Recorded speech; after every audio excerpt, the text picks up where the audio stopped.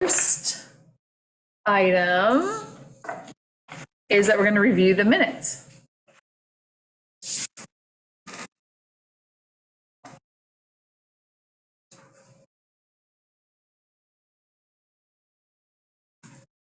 It's still David's.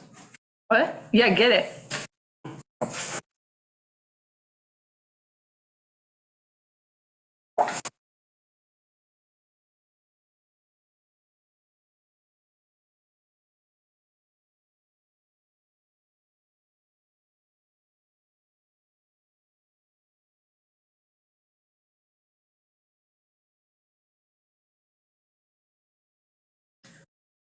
Yeah.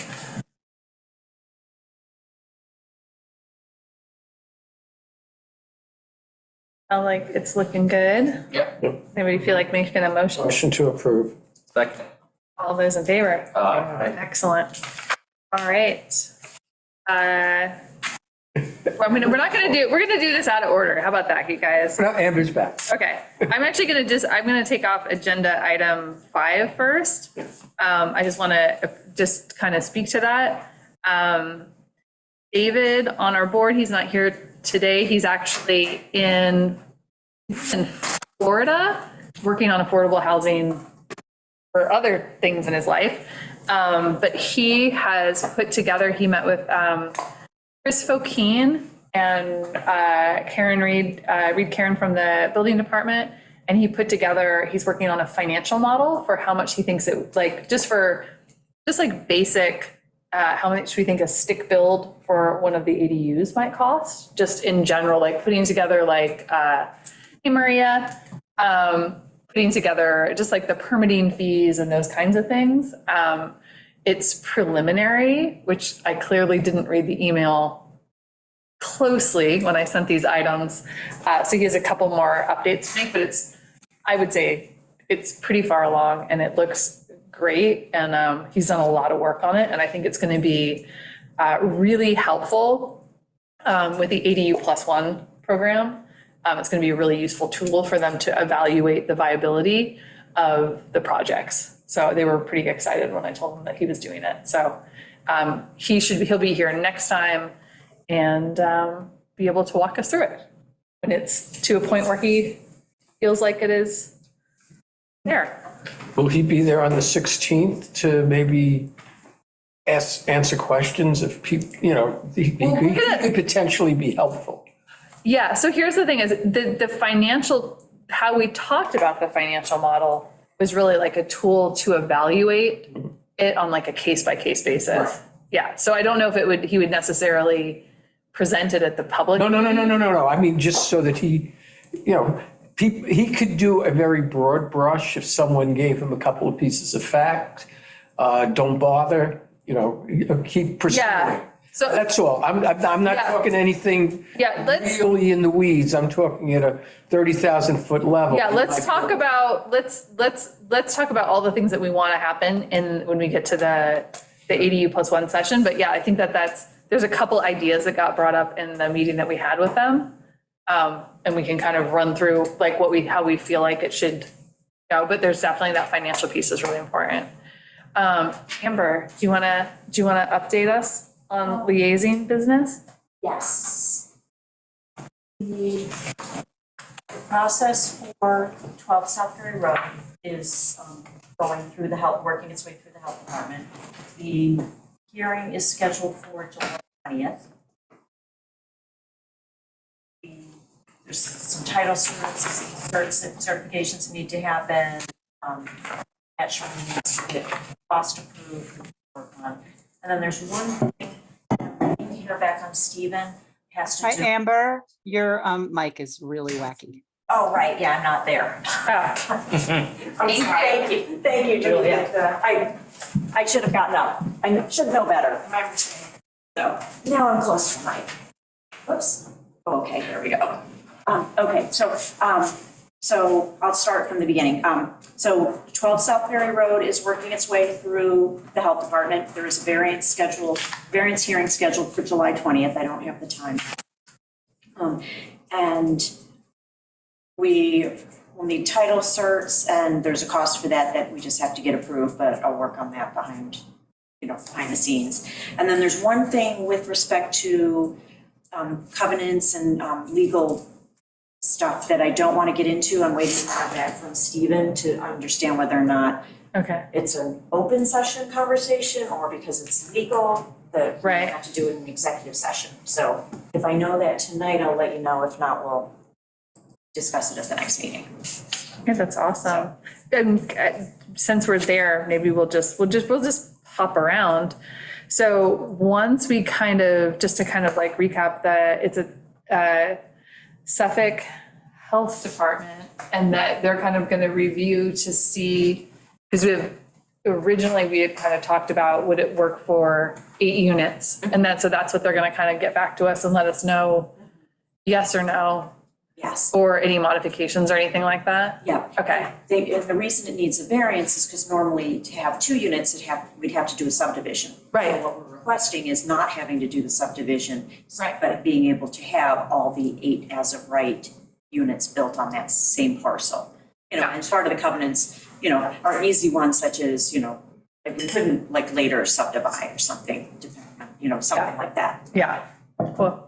And then I think maybe, so that'll happen in July, so then probably mid-July, so I think like what Matt was saying, and then, so we'll maybe know by August where we are with it. Yes. And so then maybe we'll want to start thinking about what the next steps are Yeah. after that. So we are making progress, and it's not something that can happen overnight, but we Yeah. are stepping our way through the process, so that's. Do you know what the next step would be for after I it don't, would probably be like covenants and stuff like that? well, that would be part of the, like, if the variance, like, the granting of the variance will require covenants and any restrictions put on Right. By Suffolk County. by Suffolk County, yes.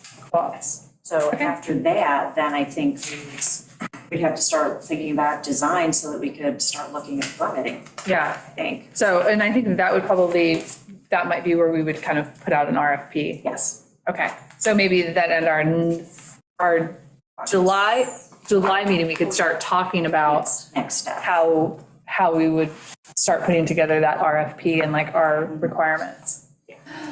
Exciting. Okay, here's the list. Remember, right now, that site is being used by police. Highway Department. Highway Yeah, Department. the very back is the impound lot. Yeah. And so, even though I don't think the police would like to move it from there, we have space over at the recycling area.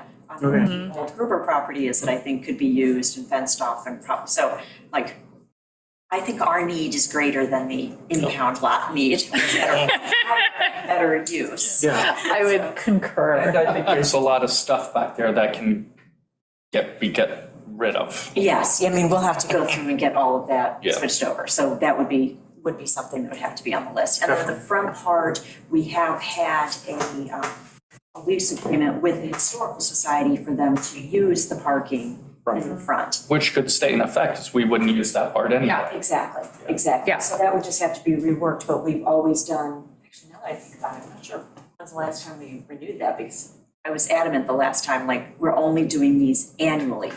Because if Yeah. we do something with housing, I don't want to be locked in and have to Yeah, be constrained. yeah, when you look at the survey, that would stay there because you have that wetlands right there anyway, Yeah, so that's you kind wouldn't- of useless space. Yeah, we would only do something Yeah, in the back, it would behind kinda all the, be like, away from the Like wetlands. a big flag back there. Yeah, and I mean, the parking could be for both tenants and Yeah, so. oh, that's a great way to business think and about stuff. it, Yeah, yeah. so we could combine the use of it for. Smart. So maybe then, thank you so much for that update. Yeah, and then so maybe I'll make sure that we get on the agenda talking about what the next steps would be to start thinking about what we need to put together that RFP. great. Yeah. Guns. No other public here. Yeah. Oh, sure.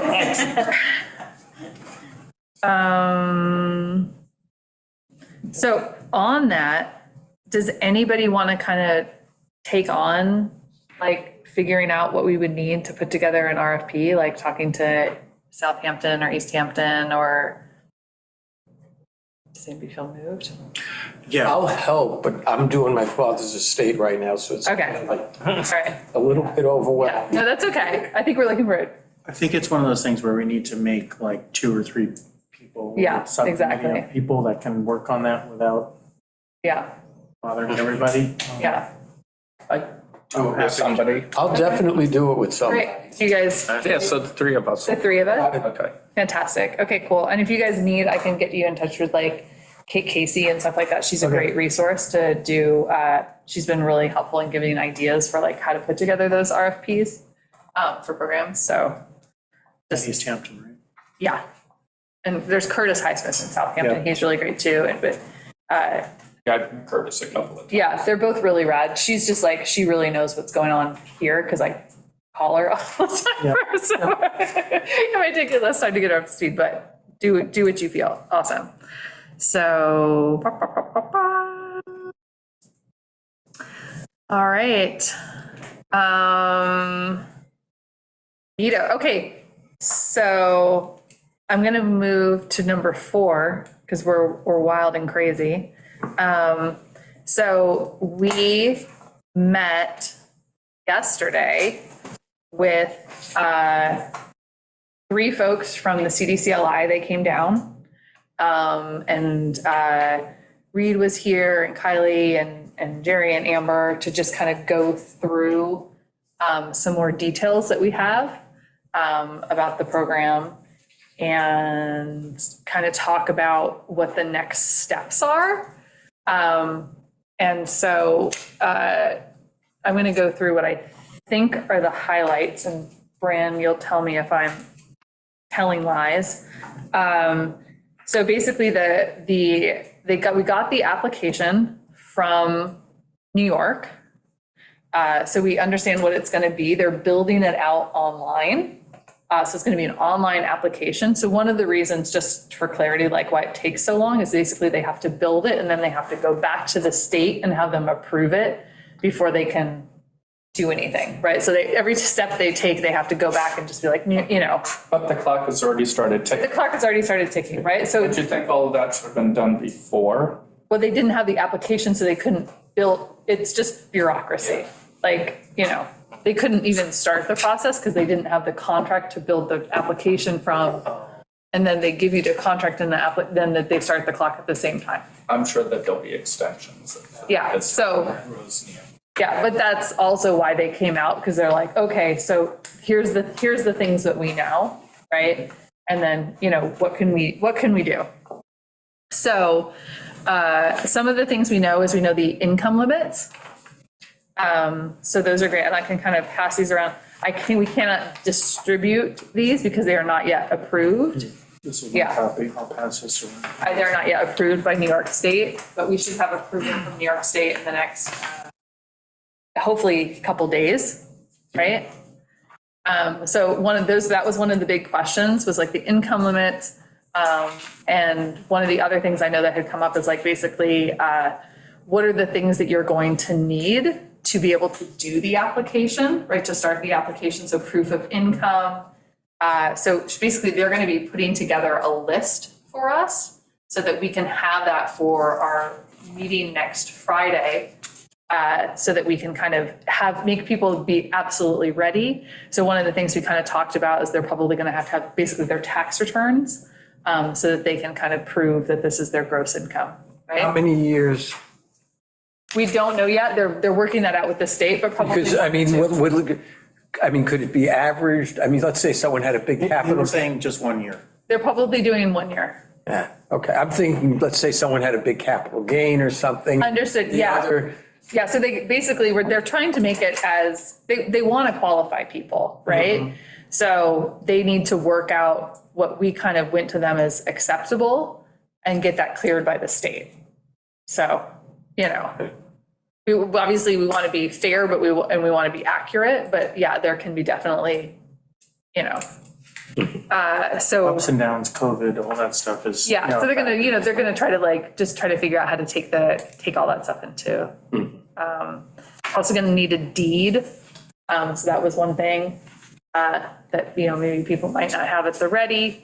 So just kind of talking to folks, about just kind of gathering those documents together and kind of talking about what the preliminary qualifications were gonna be. So just making sure you Resident.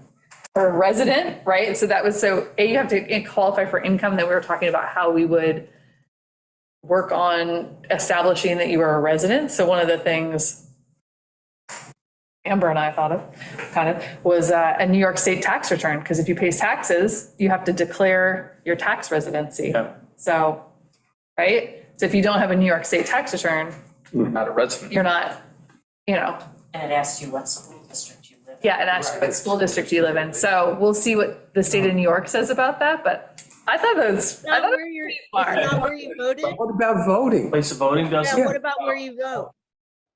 Yeah, But it has we're to all be. asking the same question. We brought up, New York, we brought up voting, but again, it's gonna be, we brought up kind of all these ideas, but it's for the state of New York, not for us to decide.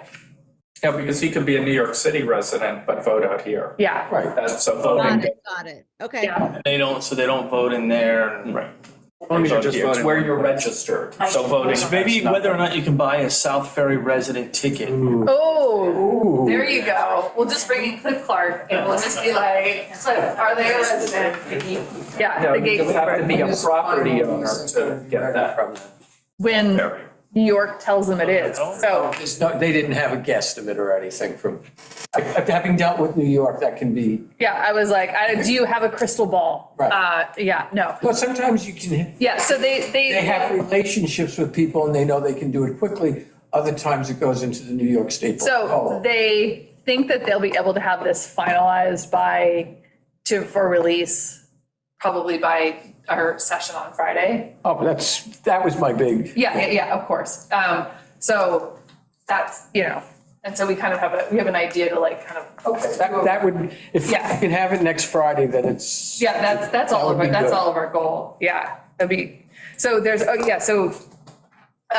deed to the house, proof of income, tax returns or whatever you're gonna, whatever your proof of income, deed. Shit, what else? Sorry, my mind just totally left. Residency, income requirements. Oh, and then basically so this would be the thing is also, we were kind of talking about how we could, and it's complicated because basically we could kind of pre-vet them for zoning, right? Yeah. So obviously if they're in the near shore overlay, no. But but just even kind of preliminarily identify, obviously there's gonna be, Reed was concerned, he's like, well, I don't wanna say yes, and then they come back and they're like, I want a 5-bedroom ADU, and like, you can't do that, and they're like, oh, it was approved, so like, how do we, Right. how do we do it on a super preliminary, like, there's nothing that would prohibit it that we can see easily, or something like that. So what we were talking about is trying to figure out, we'd probably have them go through my gut is that they would have income, like the deed, income, residency, and then we would just know what their lot was, Well, that right? would be Lot first. size. Yeah, I mean, what So- about A lot the would rest of be, it? the rest of it would be regardless. Yeah, so, Just say, okay, this is C zone here, you're not within the so. near shore overlay, okay, now you go to step B. Yeah, exactly. So that's what we're trying to do, at least have people start thinking about next Friday of just like, should I even put in this application, right? But of course, we want people to, but we also, these are some pretty intense applications that people are gonna have to do, and also to make sure that they're prepared, that they have all their The documents first together. question should be your address. Because they can look it up right on, Or lot number. Nobody would know that. Yeah, that, only a few people that come in. -01, I know that's you. Right. No, -00 -002. yeah. They wouldn't know their section. But so just, But none of the that's gonna address happen, would. so let's talk about the logistics of how this is gonna go. So first of all, we wanna have the public kind of educated enough, because here's the other thing, CDCLI is doing this, you know what I mean, and they don't know the specifics of ours, so every time they're gonna get an application, they're gonna have to come back to us. So it's in our best interest to make sure that the people who are applying are qualified, right? So we wanna do education to make sure that they are. And then, you know, let's talk about the process. So one of the things that they talked about, because the clock is ticking and they want to get some folks started by September. So one of the things we talked about was basically doing this in rounds, right?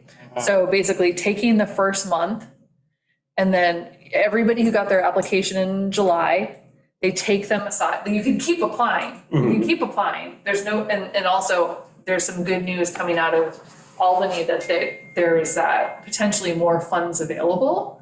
So it wouldn't necessarily, you know, but for all the folks that, we might be able to go back for more. But for all the folks that applied in July, they would review those all as kind of a block because they're gonna have to go through and like, does this zoning really work, or do their finances work? You know, it's gonna be a process for them to kind of review these and then identify candidates that are qualified that would then move to the next stage of, okay, well, what exactly do you want to do? And does the project that if you're at least qualified, does the project that you're considering or you're proposing meet these guidelines, and would the money work, right? And so then those people would move to the next stage, instead of just doing it on a rolling basis. And then their thought was if they could kind of look through all those July applications, they might know if there's anything that they needed to change about the process, right? For the income limit, would it be New York State gross or AGI? I think my understanding was AGI. Okay. I have an even more deep in the weeds question for that. Let's say there are, and I know a few people who are like that, where there are multiple people on the deed. We talked about this. I'm so glad you asked. But they may not all be residents. Okay, so So yeah. it's like the resident who's on the deed. The resident is on the might- deed, but there may be other Understood, yeah, so people, or there may be we talked through all this. LLCs, et cetera. So How is that, how's that going to be determined for the, the person or the people that are the resident that are occupying that have it as their like tax home or whatever, only their income is going to be considered. Now, here's the thing, what they're talking, and then obviously this is preliminary, has to get approved for the state, but we talked about this, right? Because there's a lot of family homes and stuff out here.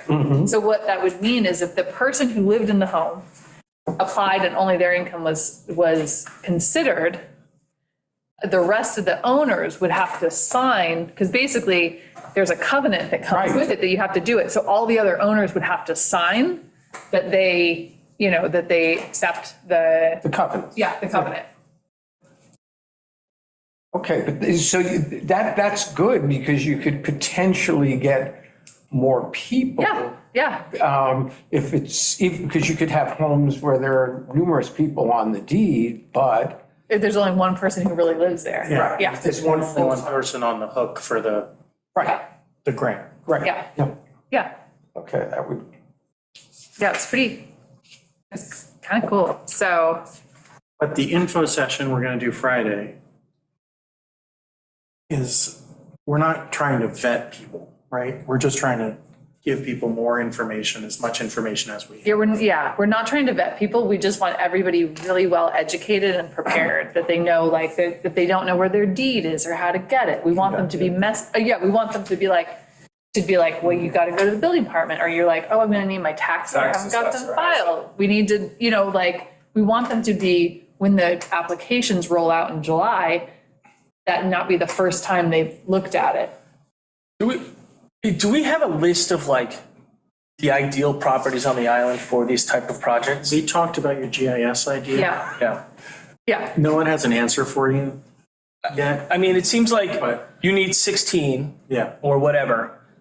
We find the 100 top candidate properties and do a direct mailing or invite them specifically, targeted, focused, and bam.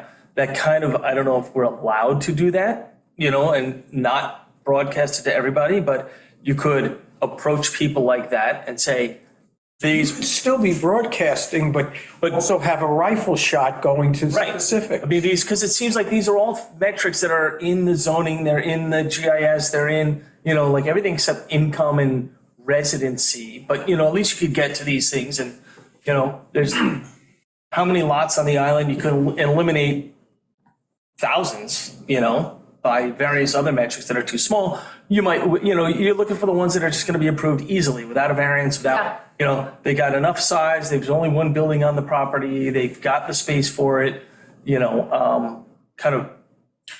where did we leave that, I think it's such a great idea. I'm just trying to remember where we left your query.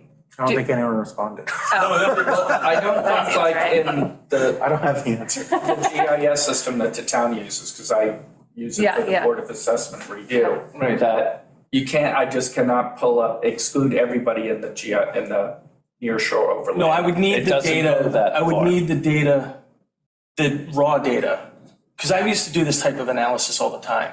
And you just, forget about the system they have, but the layers in the databases are available and that system is just querying from that. And the stuff I would use would just go right into it and say, okay, well, here's the near shore overlay, exclude all of these properties. Yeah, I don't think you'd have to manually do that. Yeah, no, I mean, I can do it. I did it before when we were doing some of the early near shore overlay work. Okay. And irrigation stuff too. It's a different software. Would you set, need- so You would need access I and would need permission. access to the raw data, the GIS data stuff. How would that? I've had it from the past, right? No, but I think what you want is a data dump. But yeah, sort of. I mean, the tax maps and various other layers that they use that they would use. I mean, if I talked to their GIS person, they would know what I need, and I could talk to them and get it. I have gotten it in the past, but that was 10 years ago, so it's not current. I don't even have it anymore. But You just need approval, or is that, could you, It's public could information. you foil it? well, yeah, but that's a pain in the ass, right? I can make a Well, they phone make call. you- with in the Yeah. past, it was just like, the supervisor would contact the GIS, the company who manages the site, the GIS. Yeah, but like I said, they don't understand that Shelter Island has a near shore overlay. Right, but then they have a layer that is near shore overlay. Yeah. The one that we use? Yeah. Yeah. There is a GIS layer that will show you the near shore overlay. Oh, okay. And I can just take that and literally cut out, And it'll be right. everything else. And the thing is, then you can sort of, you can then you kick out an Excel sheet with the properties that meet these certain criteria. Which would, that actually would be great, because that could help CDCLI at least do a super preliminary they could at least be able to kick them out. Shelter Island GIS and or Coco and. Sure. Because there are some boxes that you can check off on the side that. Yeah, and no, but I mean, I would not be using their website. That wouldn't be. You need back end. I have the data. I have the software that will analyze the data in its raw form, and I can make the same map, but the website is not made for that. It's made Oh, for okay. a homeowner to go and look at their stuff. But that company could do the analysis, but why pay them to do it when we can do it here? That's all I'm saying. So I think it seems like we would just need to That's it get, right there. So once you just zoom in, right, And then you we can need to get, click on the different layers and, Yeah. but I don't and think that has. who manages the, Sure. It does? Yeah. who manages the site that might be able to get Mark the, Pardon? Right. The screen share, unless you know how to. it's, yeah, so whoever, just sort of, who has this? Who Betty, manages? you can have this. No, I mean, no, I know I can get to it, but who Yeah. manages because somebody data? updates the tax files and CAI. the records and all that. Is that it, CAI? Yeah. Who is that? Today. Oh, it's still, What area did you want? No, we don't want to. Doesn't matter. it's yeah. still disabled. I can show it to you in a second. I just wonder who. Share your screen. But anyway, I mean, if I can get access to the underlying. I mean, that would be data amazing. Bases, then you can. That's the near shore right there. Yeah. Excluding Yeah. Deering Harbor, because we're only Look at on that. 700, Deering Harbor is 701. And That's wild. that is wild. Look at the heights up there. Is that the heights? That little. The purple, Wait, no, where it the says Shelter Island. no, where Heights. it's like yeah. What's up there No, at that's the very Deering top? Harbor. Oh, Oh, this- that's Hay Beach. Maybe That's Point Lane. Where is it not purple right on this? That's Deering Harbor, Okay. because it's a different tax map. Okay, It's got it. 701. Sorry, Shelter I'm Island blind is as a bat. 700. yeah. It doesn't, it's not. But yeah, I mean, like, look down here. That's Shell sure Shell was. Beach, Yeah. Silver Beach, I mean, that's Yeah. crazy too. I mean, but they Montclair. got 6 inches of water there, you know? Yeah. Yeah, look at Shelby. But what this would allow you to do is, you know, like, there's been talk about ways to sort of keep this, you know, within the people that need it, or, you know, that Yeah. are no brainers, like people that wouldn't have a problem having somebody living there year round. Nearshore overlay people we've talked about, they may have ADUs or they may put them in, but they don't want people living there necessarily. Yeah. We could No, I think it's. get on the phone and call these people, half an No, hour. I think sending a mailing out is great. to A mailing, those right, you people. just say, hey, look, Well, here's the other thing is I think CDCLI actually has marketing, you know, because they want to get this done. They want to get, because they're also nervous about how long this is going to take. So they want to get these applications going, knowing that some of them are going to fall out. So you kind of just got to get right. people in so you can find them. What are you thinking, Bill? I like the idea, and it doesn't have to be perfect is what I'm thinking. Because if you make a mistake, it can get corrected. So why, you know, don't get too hung up on it. I think and the people who have no interest at all, just toss it away. Yes.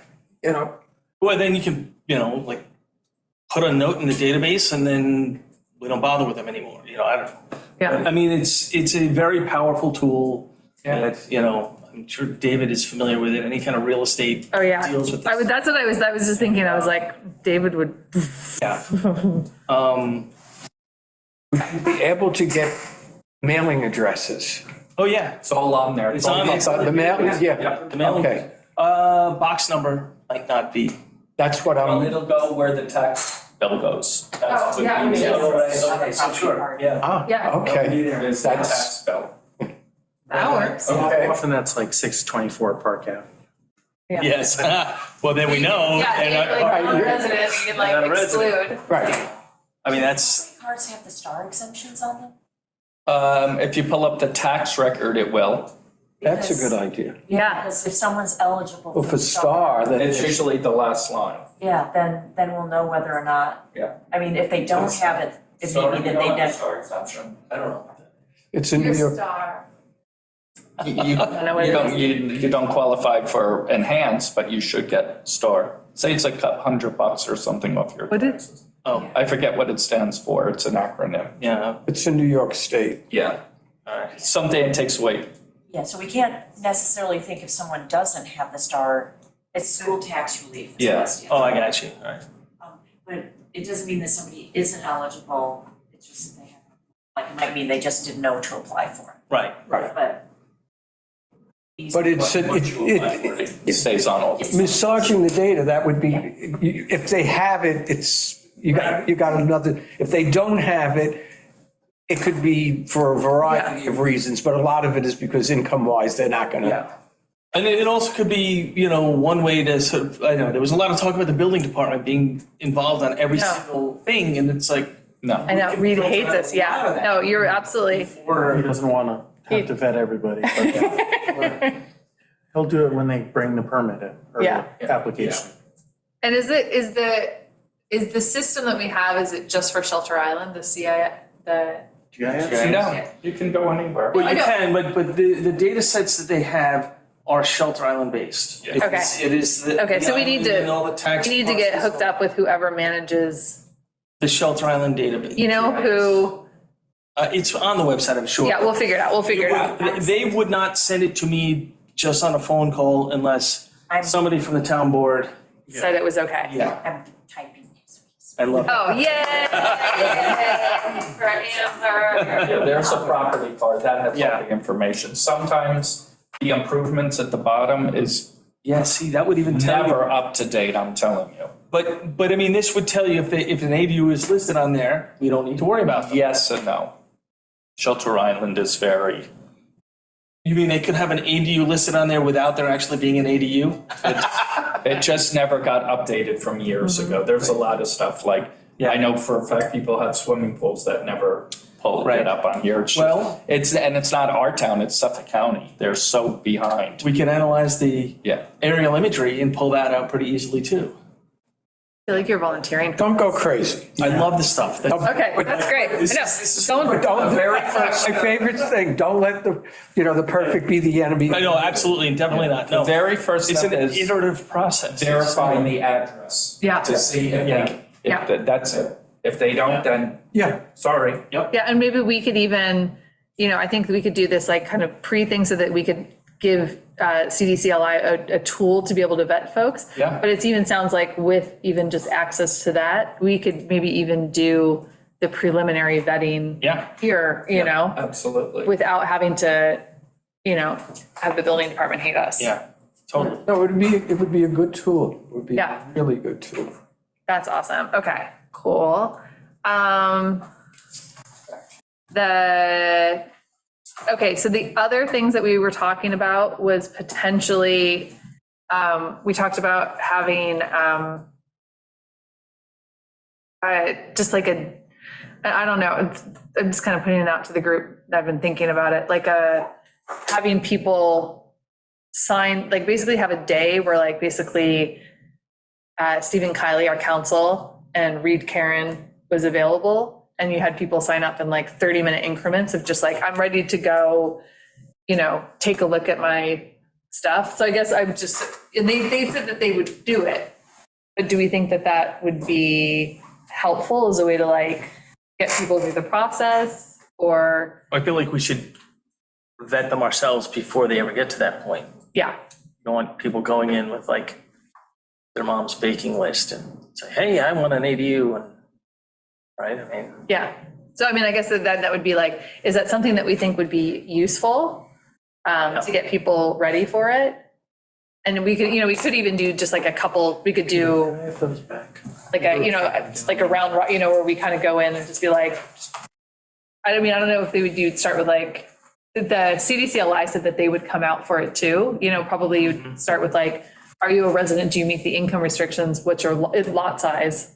Yeah. And we would look at those two things up and like, if yes, then go to table number 2. right. Yeah. Like where you just kind of, and then maybe at the last table is like Reed and Kiley to look at their thing, but they have to kind of, They would have had to have made it. yeah, Yeah. like, is that something that we think would be? It's a great idea, yes, but I think like I said before, the very first thing is, I wish there was a place, something online, type in your address. Well, here's what- qualify, well, and you don't. Well, here's what we would do. Yes, Actually, right. Peter, that's a great idea. So maybe what you would do is when you have people sign up for the appointments, they have to put the address that they're thinking of. Yeah. And we go look it up. And if we know that they don't qualify, we just call them and we just say, listen, if you're coming for this property, you should do something else because this is not going to work. So maybe we even just say, maybe we just ask them to give, we could ask them to give their name and then the Property address. the property address that they're thinking about, just as the very, Yes, you qualified, move. come on over on Thursday. Yeah. Yeah. Do we think that, now that, just to be real, it is a lot to organize and it's it is a big chunk out of folks' days. Do we think that that would be a useful tool for folks? Yes. Yeah, okay. Okay, I mean, just to move them through. yeah. I think there's a lot of work to do before we get to the point where we're ready to do that, though. Well, I mean, here's the thing is like, it's June 8th. They're hoping to have, so we're have a public information session Next Friday. next Friday, Yeah. which we got to talk about what we're going to talk about there. And they were hoping to have these applications live July, right? Beginning of July. So when would we want to do this? You know what I mean? Would we want to do it at the beginning of July? Try to find a day and have, Reed and Kiley said that they would make themselves available. The cats from CDCLI said that they would come out and help with it. Before the public meeting? No, well, the public meeting's next Friday. So we're talking about, Well, there was something else that Oh. I mentioned. The 16th is a public meeting? yeah, next Just at the Friday. library. Just at the What library, time? 5:30. 5:30. It'll be like an hour. Yeah, because there's the fireworks party thing afterwards. So you're It's gonna just run gonna be and an information session. Like, Yeah. we'll run through the same presentation and we will we'll have a little bit, we're gonna. Maybe answer a few questions, but not in any depth. I don't think we can. Yeah, we'll have a little bit more information. We'll have the income situation, well, you know, The income situation is a good one to have because people will go, oh, okay, I don't qualify. yeah, we should have the income limits signed off by the state of New York, and we'll have the list of documents they'll need to start applying. And that'll be like the two new pieces of information that we'll have. But mostly what it'll be is just going back through the information for folks who didn't come to the first one, Yeah. or had questions that they wanted to ask, and forgot to ask, or whatever. We may have a handout, something like this, Yeah. that we can leave people with, and we may, Have a list we'll of just tell them documents. that the application will be open in July. Yeah. As soon as. Yeah, and we were talking, because somebody from their team of just like putting a link to where the application would be on this, you know, so that they could go look it up. Application's open in July. And I had asked to put the list of documents on this, and, you know, so that they would walk out of here going, when does it happen? What do I need? Here it is. Ready to start. May I just make a quick comment, Liz? My concern about our public information is I just want people to understand, and I looked at what Brand designed as our ad, which I think is excellent. I just don't want us to be hijacked by people who somehow want to come and talk about whether or not we should be doing this. Just want to make it clear that we are doing this, and this is an information session. I mean, I'm not sure there's anything you can do, but I just want to put it out there that we do have people who for some reason feel as though they need to be putting their face in it and deciding that, you know. That didn't happen at all at the other session. Yeah, it was pretty. No, the this last- is great. The other one was great. You're right. It was so good. Yeah, Yeah, people want to Okay. get information about this program. I don't think, it's self-selecting, yeah. Yeah, and we're only going to answer questions about qualifying for people. So if You don't let- if you feel away, this is, Someone's trying to hijack it, you don't Yeah, let, that's not what we're here for. Yeah. yeah. following up on that. yeah. In terms of between now and next Friday, what kind of publicity is We're there? gonna Ad in the reporter, we're gonna Yeah. make flyers and. there's Social one other media. Social media posts. Yeah, and they're all, yeah,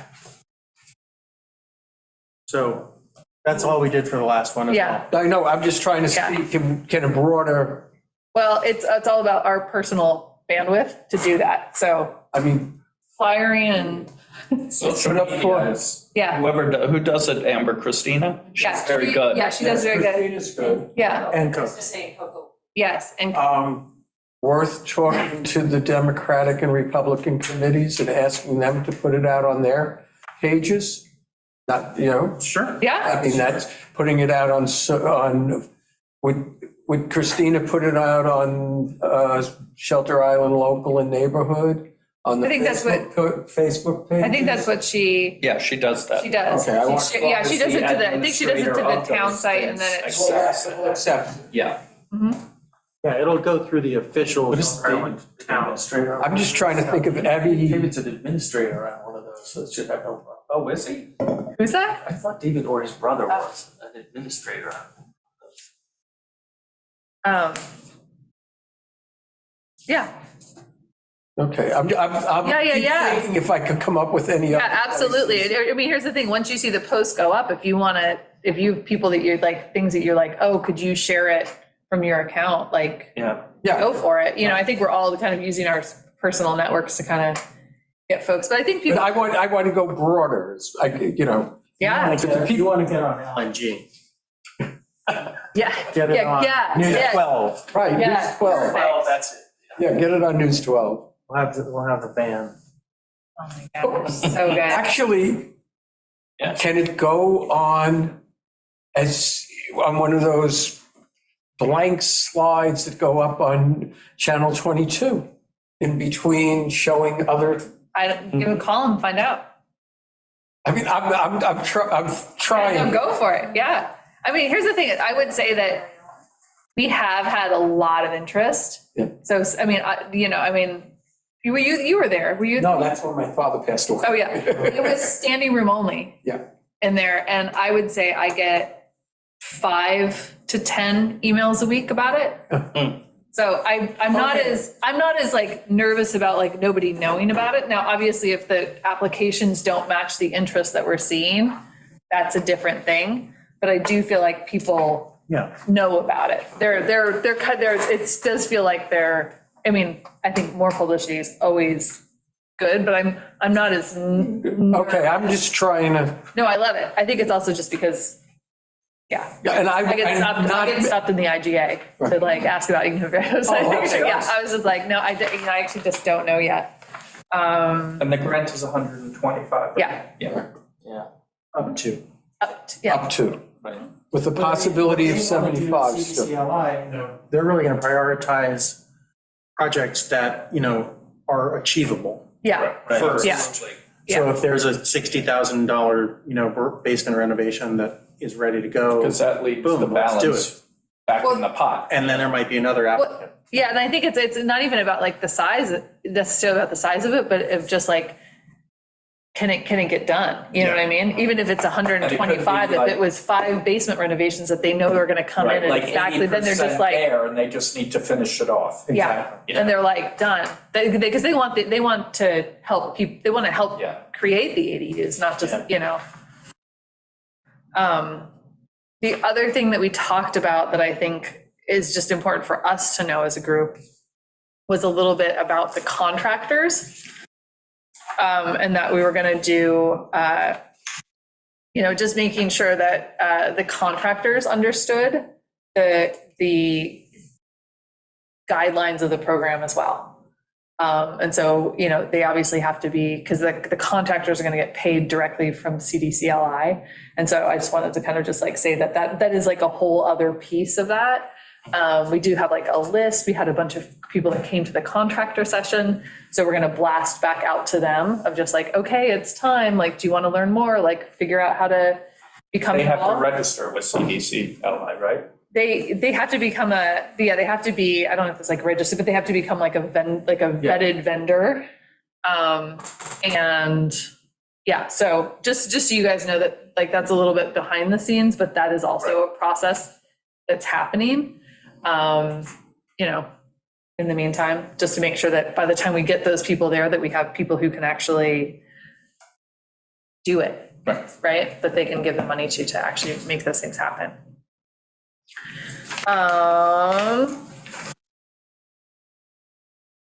So we also talked about doing a full page ad for when the application comes out. Yeah, in the paper.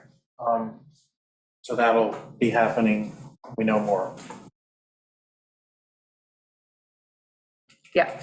And they'll help us out with some of the advertising for that when we're ready to go. Yeah. Oh, one more thing. I'm sure I forgot some of this, but we also wanted to talk about there being a working group that would meet or would have once this kind of process gets going, that would be interested in having updates, so like every week or every other week.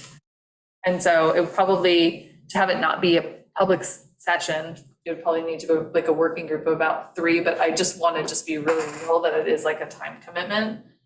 Or like it would be a Zoom call with CDCLI just to get, you know. Yeah, like a Zoom call or like a conference Check in call. on how many you know. applications they have. We can relay information back and forth. And Yeah.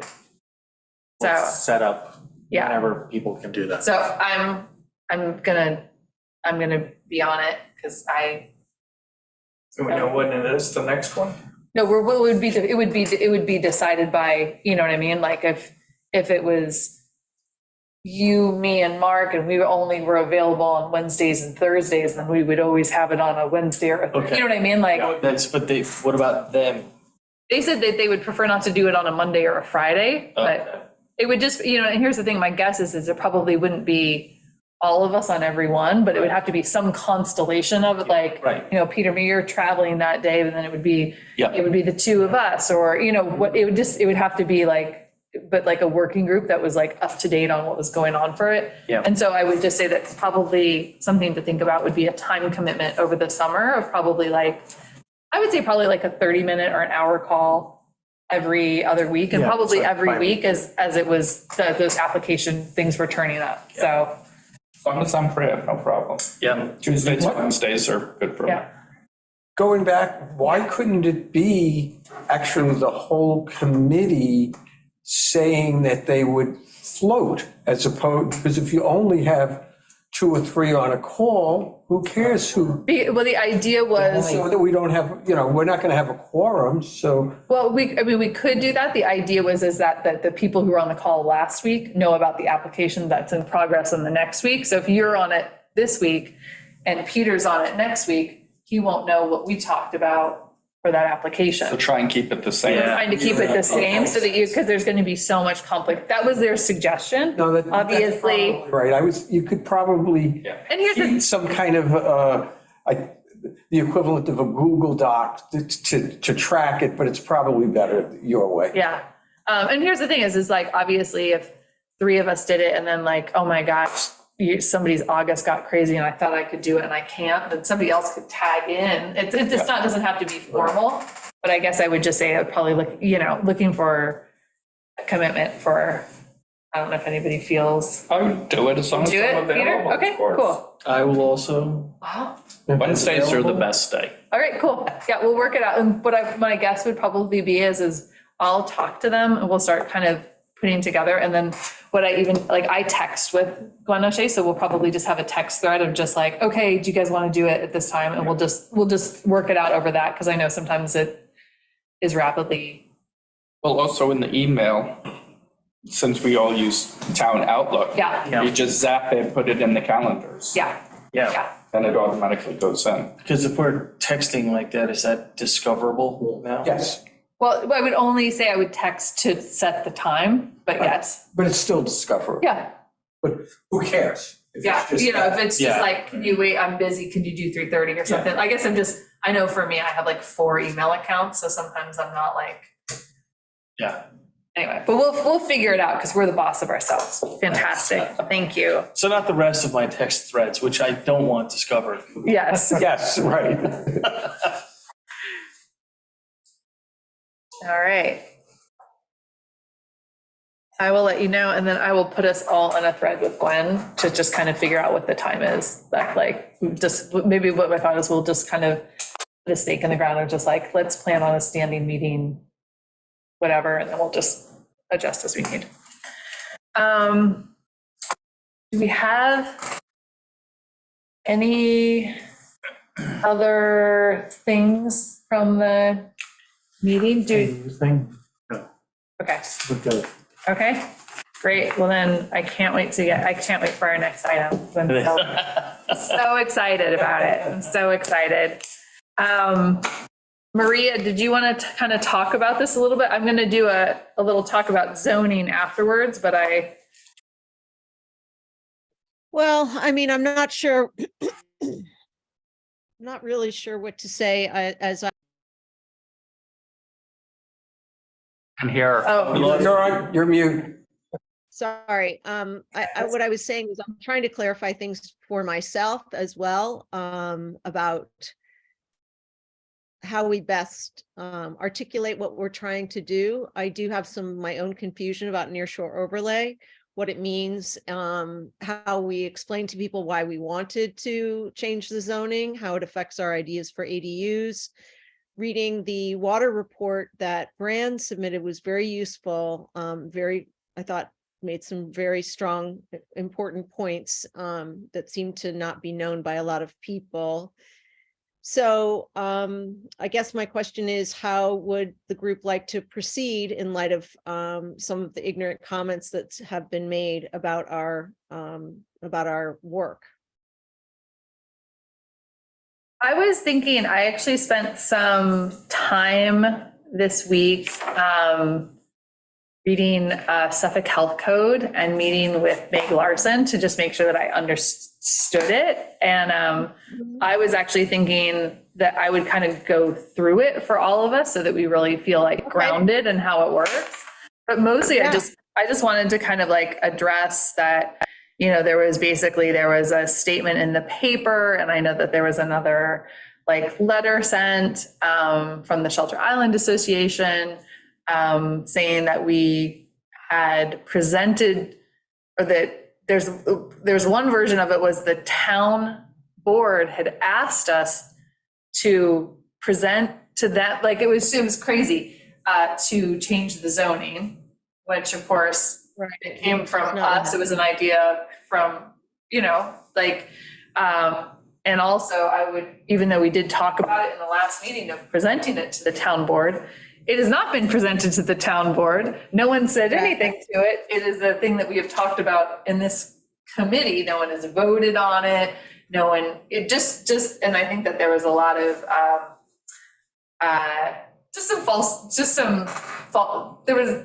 it was just not true. Some of the things that have been printed and kind of put out there. And I think that there's one thing to disagree, but then there's one thing of just like, actually that didn't happen. Like Right, exactly. we could think differently, but like, let's agree on. We're just, yeah. Well, I mean, that's what I kind of wanted to make clear in my note to all of our group, is we're in process of conversation ourselves. We're not, nobody's made nothing has been done by administrative fiat. Nothing has been decided. This is the conversation we are having that we think might be useful in our quest for more housing. So, I mean, I don't know what else to say. Simple as that. Well, I am going to let my opinion loose for 1 second, which is I recently went to Shell Beach. I don't know if you guys have been there recently. If you notice the home that is being built, the Brianza home across the street from the Brianza home, it's a massive, massive project. And it is so close to the water that I just doesn't make sense to me that that's okay, but an ADU is not. It's just nonsense to me. So I just want to put that out there. That's Maria Magenti's opinion. You don't have to agree, but now you've heard it. Okay. So I actually got not a whiteboard, but I got chart. I have a flip chart to do this, which might be hard because I have terrible handwriting. So we're gonna see how this works. Okay. You didn't get the easel. I didn't get the easel. No, I had to get this from like Kat Brigham from the art teacher. Like, I don't have anything like this at home. So before we even dig into this, like people freaked out, right? There was like just a general losing of the mind. So it's about talking about considering, so let's just be clear about what we even talked about in the last meeting. What we talked about was bringing to the town board, removing the restriction to have a community housing license, which would allow an affordable ADU in the nearshore overlay, right? Correct. So everybody went crazy. So let's talk about what I thought it would be really important to kind of talk about environmental impact, like how do you measure it? And then what the zoning actually is right now, so that because I think you were kind of talking about, Maria, and I think a lot of us have noticed it as residents, there's definitely like a dissonance between don't build an ADU, but then you kind of see some of these things that are getting built on like the near shore, and you're thinking, how does this work? Right? Like, how does it, I want to chime in for a second, because I actually had some conversations on this. And I have said to people, this is a working proposal that needs discussion. There's a lot of knee-jerk that immediately thinks, no. I also think most, not all, most of the people that have a knee-jerk that want, that are afraid that this could be environmentally dangerous are also opposed to the large homes. Most of them, it's not like they're two different camps, and that it's a mutually exclusive kind of thing. And so I don't think people who have an initial response are happy that these large homes are being built. I think that they're opposed to the large homes also when they're happy with the moratorium and hope that something more will come from Yeah. that moratorium down the road. So I think our job would be to narrow very clearly Yeah. what the proposal would Well- be and why the proposal would not be environmentally a problem. Yeah, so let's talk about how we might, so I spent some time educating myself and kind of thinking about, so this is some of the things I came up with. So thinking about how you would measure environmental impact. So the first one I came up with was water usage, right? Yeah, that's the one, that's the first thing. Right? Okay. Yeah. And then the second thing that came up when I was talking to people was wetlands. Yep, Proximity to that's the it. wetlands, right? Yeah. And then sewage. Yeah. Right? So this is, I don't know if maybe anybody has anything to add to this, but these were like the three things that kind of come up all the time. So let's take them one by one, just to understand how the current zoning works for like massive homes, like just everything, right? So currently, we're gonna start with the easiest one, which is the wetlands. So right now, how the zoning works, and everybody tell me if I'm a liar, you have to have an application that has to get approved if you build within 100 feet of the wetlands. Is that Outside of 100 feet. outside of 100? Your setback is 100 feet. Your heads? But as a Suffolk County and DEC are 75, the town adds on an extra 25. Okay. So if you're within 100 feet, okay. So this is for any home, you have to get a wetlands permit. Is that true? Outside of the 100, Outside? or, If you want to encroach within 100 feet. yeah. If you want to encroach, so if you want to So get say you need closer. 80, oh, I'm 10 Yeah. feet over. So you're like, as of right, you can get 100, you can go 100 feet. And so if you want to get closer, if you wanted to get, Tonight. right? Yeah. So this is, you have to get within 100 feet, you have to get a permit. Or a variance, I guess it would be better to say, right? The wetlands Permit and a variance. A permit and a variance. Okay, so nobody can do this without going through this process, whether you are a mansion or a studio shed. Anything. That is Even a just swimming pool, anything. anything, this is Yeah. how it works, right? And so I think, okay, so the next part is water usage, right? So there's a really interesting, and I'm gonna kind of go through this, and Brand, I might have you kind of speak to some of the points. Brand, I didn't do anything. well, you got it. Just He was able This is the to, one we're talking about? yeah, so basically, we're looking at a WQI document. WNC. Lies. See, this is why I'm trying to make you talk about it. About basically understanding water usage. So while you're familiarizing yourself, because I didn't tell you I was going to make you do this, let's talk about some of the things that you have to do in the nearshore overlay for any size building, right? To think about how you how you deal with this, right? So we have well setbacks, right? So those are for everything. You have to make sure your well is set back from your neighbor's well. And then, 150 feet, not next to their well, to their septic. thank you. You can put the wells directly next to one another. All right. And then additional things for water usage is you have to have dry wells. This is for Swimming pools the dry wells for roof runoff. This is something you have to have in the nearshore overlay. And pools. in the near And pools. nearshore overlay, okay. Yeah. Yeah. Roof runoff. Roof runoff. Yeah. Okay. And then also, I think this is for everywhere, but you have to, swimming pool fills and stuff like that have to all be trucked in, right? Yes. So, You need a paid receipt for a C of O. yeah, For the first time. truck in water. Those ferries would be full of water trucks every single day of the week. Yeah, Well, not If they were necessarily. doing that. Because when they drain them, to winterize them. Yeah. You figure the snow and the rain over the summer fills it back up, which it does.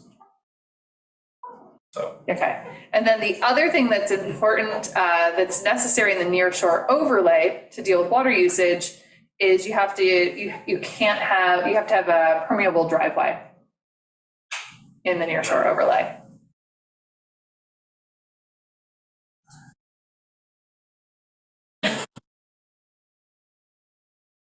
So these rules are just for nearshore overlay, Liz? yes and no. Okay. But these are just like, Nearshore overlay has stricter rules than the rest of the island. yeah, so these are some of the things, these are some of the restrictions. So some of these, like, well, you have That's to have everywhere. That's everywhere. but Truck these and are- water's everywhere. Trucked in water for the pools Yeah. everywhere. Yeah. Roof runoff, I think, is too, and definitely the backwash for the pool is. Yeah. All has to go into And driveway. so what we're really kind of thinking about, so this is some of the protections that are already in place, but really, Right. one of the things, at least one of the questions I had was, well, like maybe we're using too much water, maybe there's too many people in the nearshore overlay. And so that's what I thought this was interesting to kind of talk about. So do you want to kind of talk about the bigger points of this? I don't know if I'm the right person to talk about it, but it's an interesting document, and it was a great presentation that happened last summer, WHC did at the library. I mean, I think the kind of first paragraph there is, or not, the third Yeah. paragraph, it says Shelter Island is not running out of water. Yeah, that was kind of amazing. But Right. locally it is. I mean, it's not running out, but I mean, It's a distribution quality problem. of the rate water, at which you yeah. can draw water is finite Yes. in certain places. Like here, you could drop a well and suck out water. Yeah. Massive quantities all day long, and it's not gonna be the greatest quality. You go out to Silver Beach and run an irrigation system for 6 hours, and you're gonna be killing the lawn because it's pulling up salt water. Well, and here's the next part they say, it's not that they're running out of water, the problem that they kind of identify in this is the problem is in the near shore, you're dealing with saltwater intrusion. Right. And then in the center, you're dealing with nitrogen and Nitrogen. contaminants. Yes. Right? So that's kind of like, from the folks that are dealing with the water, it's not that it's not there, it's just that Quality. the quality, you have to watch, so that's what I Quality really and the took out of it. distribution. Yeah, Yeah. that's what I really took out of it, is just like, how do you ensure the environmental protections, to my understanding, really needed to be around the quality of the water. It wasn't that they were like running out of it. It was Right. just that And I think the conversation is always like, oh, development is gonna, impact the water. Yes, it does impact the water, but it's a more complicated conversation than just the fact that,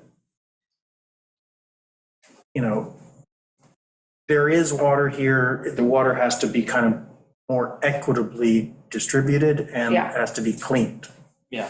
And that's, There are also, as I understand it, timing issues because it's different in August than it is, Yeah. than it is in January and February. And because our population changes. population and And Less rain and all. and less rain and. Yeah, So so- that- transpiration. Right. Yeah. So you have timing issues relating to usage of water also. Yeah. So, and I think that the seasonal usage is something that, like, I will talk about, that was really interesting, that I learned about, like, engineering for flow rates versus for folks who live in a home year round versus seasonal usage. And that they actually they usually engineer the systems for higher capacity, because if you think about it, which I guess I really hadn't thought about, but like if you're a person living there year round and I'm going to work and my kids are going to school, I'm not in the house all day, right? Right. And my kid, so you actually have a lower, your usage is slightly lower than someone who's here on holiday, who's maybe in that home all day and, might be filled to slightly more than it's engineered to be, right? So that the load capacity would be higher. And when would it be higher? It's usually in our community That's during the summer when we don't have as much water. So, You're not replenishing usually as much in the summer. yeah. Right. Right, and you're drawing, and that's when your seasonal community is drawing more of it out. Yeah. So there's those considerations to kind of think about of just how our seasonal residents use it, right? Okay, so let's talk a little bit about sanitary flow. So sewage, right? So how do we, this is, I feel like, probably the thing that comes up all the time. And so it's just like, and more poop, right? Like, so how do we even figure this? Well, the Suffolk County Health has a way that they've already kind of figured out how they do it, right? So how they base it is they base it on your bedroom count. Okay, so this is Up to 4. yeah. So we're gonna get into so they figured on bedroom count,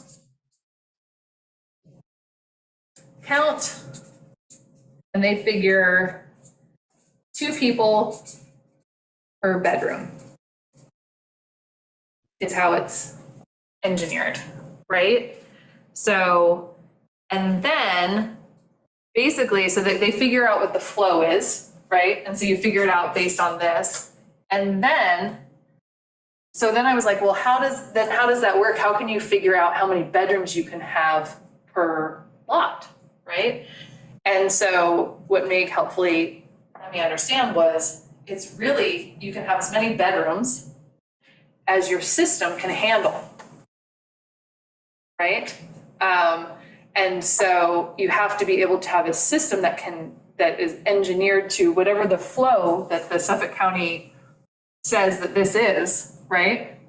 Your system has to be able to handle it. So what are some of some of the considerations that might happen in the near shore overlay? Because you're close to the water, you could have a shallow drain field, right? So that might allow you to not have a big enough system or a big enough tank, because your drain field is, you just can't get a big enough system in there. So I bring this up to kind of let you know that these are the limiting factors that are already in here, right? So for the near shore overlay, might be limited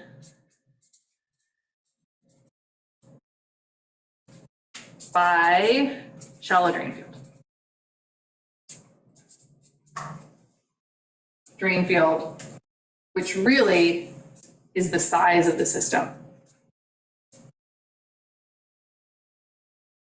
Okay, so then we kind of talked about the seasonal usage. So kind of talking about how big that system needs to be. So you figure this, and then I was able to get from Meg. Now I will just let you know that this is not part of the code, but this is how, when they engineer sanitary systems, they have found that they have to over-engineer things that they know are going to be seasonal rentals, because the system is more likely to fail because the load is so significantly higher. So so basically we're talking about IA systems here. So for a 4-bedroom, or let's say between 3 and 4 bedroom, you have to have a gallons per day capacity of between 400, that's for bedrooms 1 through 3, or if you have 4 bedrooms, 440. But if they know that it's going to be used for seasonal, it's like in the industry, it's engineered at 500, right? And then above that, if you have 5 bedrooms, it's 550, 6 bedrooms, 660, and in the industry, they plan it at least 700 because the load is so much higher. And some people will plan up to 1.5 to 2 times the load, just so that, especially in the nearshore overlay, so that the systems won't fail. So, Peace of mind. pardon? Yeah, peace of mind. Yeah. So I actually thought that it was pretty interesting to see that that's really what folks who actually work, who don't want these systems to fail, who are doing this professionally, that's how they think about it. So these systems are handled, so let's say seasonal usage planned by industry, 1.5 higher. And so really making sure that you have the capacity in your system is, because if you have leaching nitrates or if you have a failure in this system, it's going to significantly impact your water supply and the water supply of all your neighbors. So this is, I would say, from my limited understanding, probably the most important piece is really understanding how we do this. You know, and I think the other thing is just like, you know, why is the seasonal usage so much higher? It's being used constantly, right? Because people are there on a holiday, they're not working, they're not going to school, you know, which is fine, it's a beautiful place. But they also might not have an awareness of our situation, you know? It's a pretty specific situation. And they're also coming during the times when it's the water tables, the most dry and we're the most fragile. So this is these are the protections that we have in place. And so one of the things I would kind of go back to just for us to think about is if we were to, let's say if we were to strike that line for ADUs, all of these protections would still be in place. And I guess my point is, if this is sufficient for all the buildings in the nearshore overlay, if we have deemed that this is sufficient protection for the environment, for all the other homes in the nearshore overlay, I suppose what I don't understand is how this isn't sufficient protection for an ADU. Well, let's put it this way. You have a 4-bedroom house in Silver Beach, which is near shore overlay. Yes. Somebody has a detached garage, they want to Yes. make an ADU. Their septic now has to be replaced. It has to be brought up larger to accept that one. Yeah. And that's, you know, a big chunk of the money right there, but I don't think this grant would pay for that. That's, Well, we're not talking about the grant, we're just talking about zoning we're just talking about zoning in general. I could see if they have a 3-bedroom house and want to add a 1-bedroom, that would be something easier than you're maxed out at 4 bedrooms. Yeah. So here's the other thing, and so this is an interesting thing. Now, I live right by Winthrop, where I walk my dog every day, twice a day. Very active dog. I walk all through Darien Harbor. I see a lot of things. I see a lot of building permits. So let's talk about what is current. Let's talk about a couple scenarios and what is permissible and what is not permissible. We're going to be in the nearshore overlay. We're going to assume all these lots are the same size. I've got a big house. Okay, I'm going to say that I have 4 bedrooms in here, and I'm going to say I have a stove. I've got 1 kitchen. That's a terrible stove. Okay, and I have a garage. Okay, and I have a garage, and I would like, just because this is literally happening with one of my neighbors, I would like my staff to live there. I live in the nearshore overlay.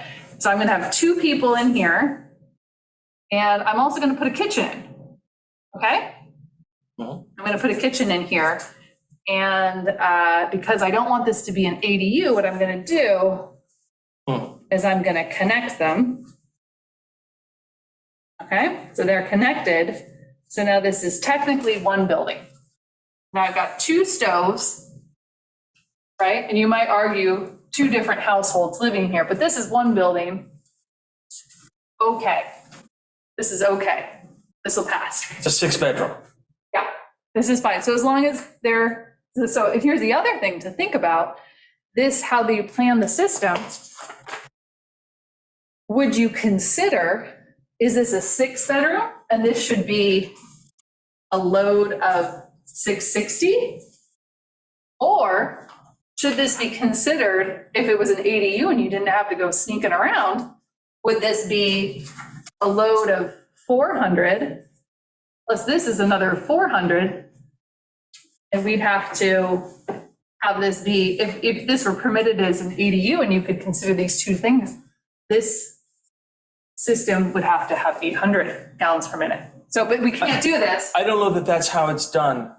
Because what my father built a place Yeah. attached to ours and it was like 3-bedroom, he added 2, so it has to go up to the next size up. Yeah. They didn't go and make an 8, they didn't. No, I know, but what I'm saying is like, even, this is the most generous way that you could even say that these are two different households, Right.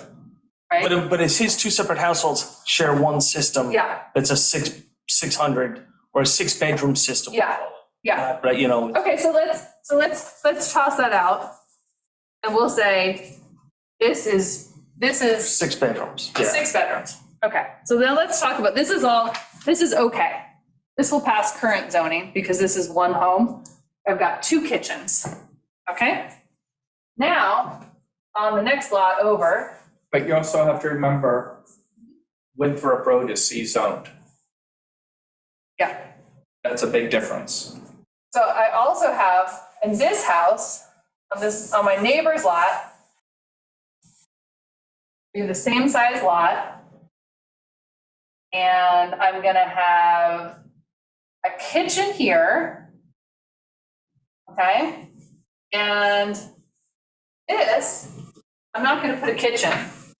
Okay? This is not gonna have a kitchen. I'm gonna have a hot plate in here and a toaster oven. And my college kids are gonna live in here. And, you know, we're gonna call this 6 bedrooms. 660, that's my load. That's how my septic system's. Okay. But This they is- still have a sink in there and 2 bathrooms. Yes, yeah, yeah. So I've got the same amount of people living And in a here. dishwasher. They can all live in here. You can They have all live in all of here that. full time. Right. The only difference that you're seeing here is you cannot have a stove in here, but these people can live in here full time. You can have a And, stove, you can't have an oven. yeah, you can have an oven. Thank you. So, okay, so they cannot have, there cannot be an oven in here. Okay? Kids gonna love it. And we all know that non-sleeping, what is it, what is it called? Accessory sleeping quarters are used in practice as, right, de facto apartments. Oh. Okay, so this is okay. This is currently allowable. This is currently allowable by our code, all right?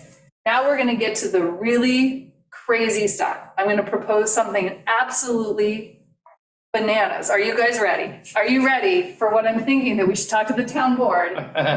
Okay, hold on. We're gonna have a house. We're gonna have 4 people.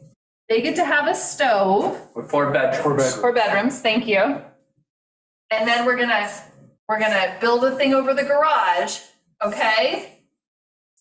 2 bedrooms. Are you ready for what I'm gonna do? Stove. I'm gonna give them a stove. I'm gonna give them a stove. Yeah, they don't have to cook on a hot plate. Okay, so sanitary load, right? We're gonna do the math. Same, 660. No, we can't do that. Someone please explain to me how this works. We're not the zoning board. No, I know, but I'm just trying to like what is the science that we're missing here on these properties? What am I missing? But all 3 these, now you're talking about all 3 are in the near or over. Yeah, they're Near neighbors. shore. That's their neighbor. They have exactly the same size lot. This is allowable. This passed Suffolk water. But the minute I put this stove in, Because when you have technically a full kitchen, let's say that's a full kitchen. Yeah. And there are people, it's living year round. Right. If you do not have, technically, it's only, right, but if I have a second kitchen and my large home, Right. what is Yeah. that? Why is that? So, I mean, the solution is just fund these little tunnels between buildings. And Yeah, we'll be fine. breezeways. Yes, you know what? Cat tunnels, I mean, it's already code to say what that has to consist of. but you also have to look, you know, what you're talking about, your C zones, 2 by 4 on big pieces of property. Are you talking about Winthrop Road? Yeah, but I guess what I'm talking about, I know Just that, the I know that theoretical. first house, what you're talking The about. Yeah, you know what I'm theoretical saying. Yes, example. I know who that is. yeah, but I'm just saying, but I'm just saying as an example, I think that this is the thing that kills me, because I walk past this house every day. Yeah. And I think, well, That was, so if I say that's pre-existing, Yeah. non-conforming, it's been there for years. no, I understand, but I guess You my can't point, Build something in the 70s and in the 90s change the law and say, we changed the law, you gotta rip it out. right, but what I'm Couldn't saying build that is, now, correct. but what I'm saying is, and here's the thing, you know what? I'm glad you had a great life, and I think your chef should live with you if you can pull that off. Like, I actually just don't even care. But the only thing I actually care about is, are you gonna screw up my water, right? And is your sewage system built to handle it? That's actually the Right. only thing I care about. Live your life, do what you wanna do, whatever. And so I guess the thing that I'm saying is if in practice, what we're really talking about is we know that this is really two households, right? We know that this is often, even though it's not supposed to be, two households. Then I don't understand why this is not okay. And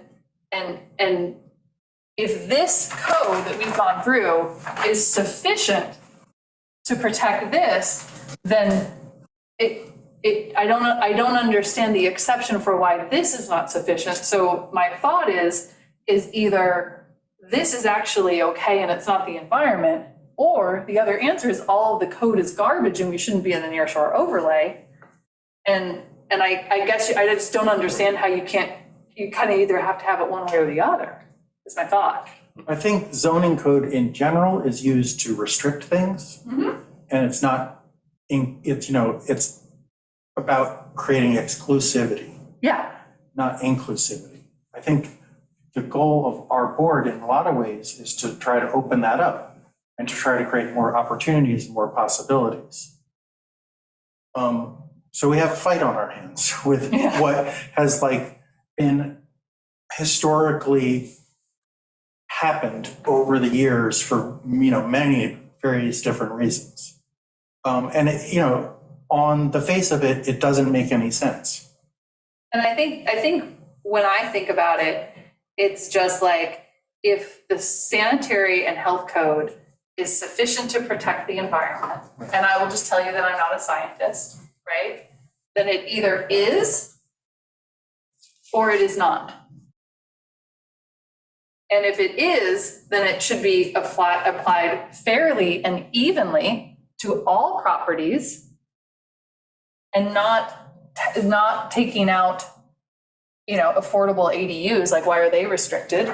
I don't understand. And if you're restricting them, then, and you accept that this code is sufficient to protect the near shore overlay, then your reasoning is not environmental. And that's okay, you can have that, but let's have that conversation, which is, I don't agree with that. really? Okay. I mean, even though I want to go to the same Yeah, go for it. conclusion, there is a point as you're moving forward that if you're increasing the amount that is going to be in the near shore overlay, I think it goes more to your other question, are all of those requirements sufficient? And if they might have been sufficient for the past, but if you are expanding, they may not be as sufficient.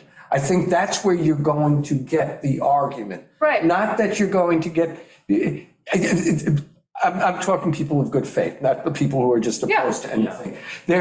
You could get an argument that, well, now you're expanding, and you're expanding in an area that is environmentally sensitive. Yes. But here's my. And that's why I think you need a little bit more of an argument than just that it's, a fairness argument. I think you got to go back to the, Well, but here's to the your, thing, then why to your, is to your- this, why is there no letters to the editor and ads about this if it's a good faith argument? I That's think my that question. The point was that Exhibit A there Yeah. pre-exists. It They pre-exists. build that now. You couldn't do that now. You can't do that. Right. It's been there for The one up in the The upper right 70s. is because that's not permanent, that's seasonal, that's just people staying for a little while. They're not and that's gonna cook okay, no Thanksgiving full kitchen, dinners and, you yeah. know. But we all know, I mean, I can think of. Sure, but that's a different matter. No, That's a different matter. I mean, that's, Understood. enforcement has been the big problem on. Yes. Every board I've been on, But let's say that all of this Enforcement, is yeah. pre-existing. problem. See, I think in order to address the criticisms, you have to go back to whether or not all of the rules The codes are sufficient. are sufficient, especially prospectively if you are expanding. Right, okay. I think that's a matter of science. That's a Yeah. matter of being able to show it. And to those people who are, operating in good faith, if you can demonstrate that this is sufficient, then you should have allies. To the people who are not, who are just opposed to affordable housing in any way, shape, or form, they will still have certain complaints, and they will disguise them. That we know that that's going to occur. But to get that other cohort back to support this, I think you need to go back to the. Well, and I hear you, but here is my issue with that. If the code were changed to, let's say that that's a good. I'm not saying it's sufficient or insufficient. No, I know, but what I'm I saying. think that needs to be reviewed. But I think that if there is a concern that is insufficient for any of these examples, then shouldn't you stop all of them? Why do you just stop this? Because the first one you can't do, and the second one is enforcement. Yeah, and the second one is, right, I mean, the idea of what it's supposed to be has some credibility. It's the enforcement. It's like the irrigation systems, Yeah, how do you enforce that? Nobody, even when they had somebody enforcing it, maybe they still do, is it really enforced? yeah, I mean, so it just, I guess the part for me that just is just really hard to swallow is we've got like pre-existing, we can't enforce. Right. No, but I mean, but let's look at, I understand the theory of it, but let's look at how it plays out in practice. And so here is the thing that I would suggest, and I'm going to say, I don't understand how exactly it would go, but if you were able to have a code that covered having 2 households on one lot and what the environmental parameters should be around that. Yeah. Right? Then you That could should be- enforce it evenly across all of these things, which in essence are the same situation. Right, but you can't have Exhibit A that was built in the 70s with no Right. laws and enforcement, then nothing to change enforce the there. code and the law and take it away from them. That's why they have pre-existing non-conforming properties Right. everywhere on Shelter Island. Yeah. You can't take away something. That's not Well, no. unique to Shelter Island by any stretch. But it's also, it's. But I'm just saying in practice, it's hard to understand the unequal.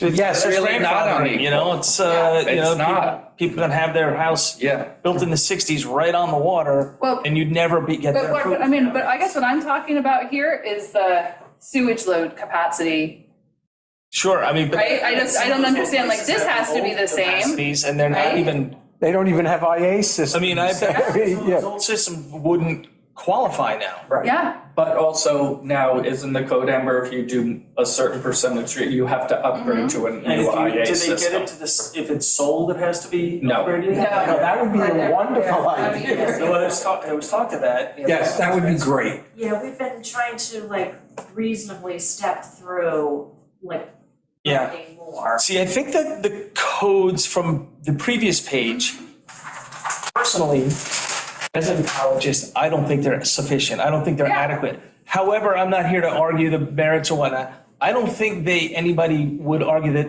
necessarily that they are entirely sufficient. It's what they could get.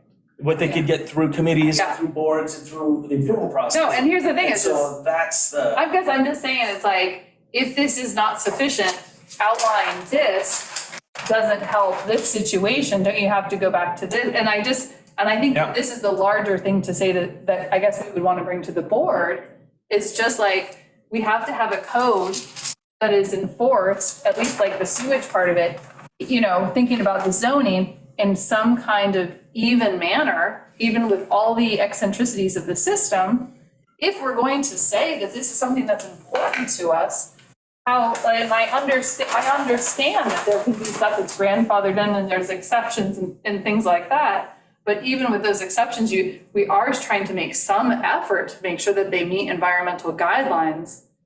And it just, there's a dissonance that it's, I think for me, it's hard to understand. Are we confident we have to have this fight at all? I mean, are we certain that we can't find space for all of these ADUs that we want Well, without ever having to talk about near shore? well, here's the thing, this is completely separate than the ADU grant. Oh, well, I mean, but anyway, I mean, regardless. Yeah, I don't think he means it just, yeah. Yeah, I mean, if we, like, I don't know how many ADUs or how many affordable housing units we need, but like, could that not be met and not have to worry about the zoning? Or at least short-term, low-hanging fruit, not worry about the fight that's on a, I think the zoning creates the unaffordability. Yeah, I mean, I think. the zoning. In general. Creates the what? Unaffordability. Oh, I mean, if I you see. make people buy 2 acres, then Right. they're all of a sudden having to buy twice as much property to build a house. And then they want to build a bigger house. So Right. then all the houses are big, and then you don't have any small houses. And that's exactly what's happening. Yeah. Yeah, 2 acre zoning drives bigger development. Or, I mean, it's. Yeah, but, right, I mean, yeah, that could Agree with be that. limited though. I mean, Yeah. 2 acre zoning, I mean, 2 acre zoning, you can build, well, right now up to 6,000 square feet. If you have 1 acre zoning, you could have 2 6,000 square foot houses. So technically 12,000 on I mean, and 2 that's acres. the crazy thing to Yeah. think about is you could have a house where you could have a But 6,000 square foot house. You're making less lots, and the Yeah. lots are more Yeah. expensive. Yes, And the I see. houses Yeah. I get are it. more expensive. You're- I see where you're getting at. And I guess, But, yeah.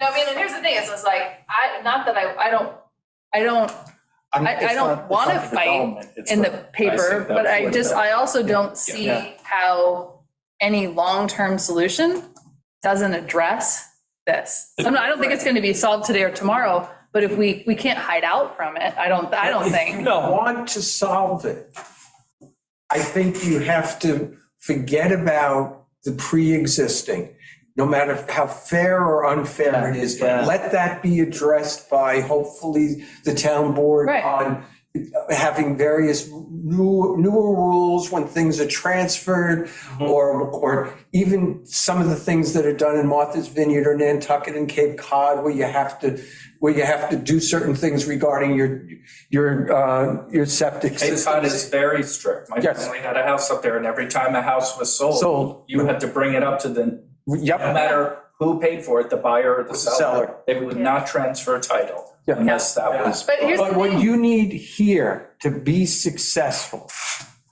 is you need rules that will address the environmental sensitivity specifically for what you're asking for. But- Forget about the others, But because the others but are no, not going what to is be. this? What is, Forget it. but no, but what is this? What is this? So Why would we forget that? Because prospectively, if you want to do more, you're going to have to address just what that more is. And you want to make So- the change But what is, but The what is, the thing that we were talking about proposing to be to the board, successful. right, was just striking out the community house, the exemption. We can't do a community housing license in the near shore. We can't do accessory apartments in the near shore. Right. And and those are- that sounds, on its surface, that sounds, I mean, we all want to support that. Yeah. But in the real world, you're going to have to prove that that's okay. But- And that's going to be. But here's my point. The So- science behind that. I That's don't what know if Liz is that's saying. sufficient. but why is an ADU, an affordable ADU held to a higher, Because it's what you're going to do prospectively. but. So it's affecting the environment But what you're going saying, forward. but what you're saying is that That makes I don't sense. I guess I don't understand how, I mean, Suffolk Health Code deals with multi-family thing, like, I don't understand what part of it is not addressed by the current code. I don't know if that's sufficient. If it is, you'd have to show that it's sufficient. But why do we have to prove, You want to win. but, It's as simple as that. This isn't. Love the chart, because I just want to see something, I can't see it from back there. I'm just curious about design. So in sample number 2, the was 660? yeah. And in the ADU one, it's also 660? So this was one of the things I was starting with, No. which you could do if you wanted to. And this is one of the things that I was suggesting, I'm not totally sure how you mentioned it. You could say that this was for, you know, what we were saying was, what Mark had brought up is like, oh, this is considered 6-bedroom, but you could consider this, I mean, if we're just spitballing, you could consider this 800. 400 and 400 and make this be 800. 800. That seems reasonable. But we can't change Suffolk County's design flow standards. So that's what I was just curious, what was. And Yeah. it's, you know, like from a. I mean, I don't think that Like that's, having a bigger system for the same number of people doesn't necessarily improve the nitrogen removal of it, you know, It's there's just sort of a capacity. yeah. Right. limit Yeah. to what it gets, and, Yeah. you know, if you put more of those systems in, you're going to get more nitrogen into the base, you know, and I mean, now that doesn't affect groundwater quality really, because like, you know, if you look at that water's out. But my imperfect understanding would be, is then, wouldn't your restrictions be around not what constellation of, you know what I mean? If I had a 10-bedroom house over here, wouldn't it It would be be, the total number of people. it would be total, I mean, it would be total number of people and the amount of large systems that you, like, wouldn't that be kind of how you measured it? And I mean, And wouldn't you have a requirement that it must be, since it's new in perspective, that it would have to be an IA system? It does, It has to. all new Yeah. construction has to they'd all have. have to be. Right. So I mean, you're hitting something with that.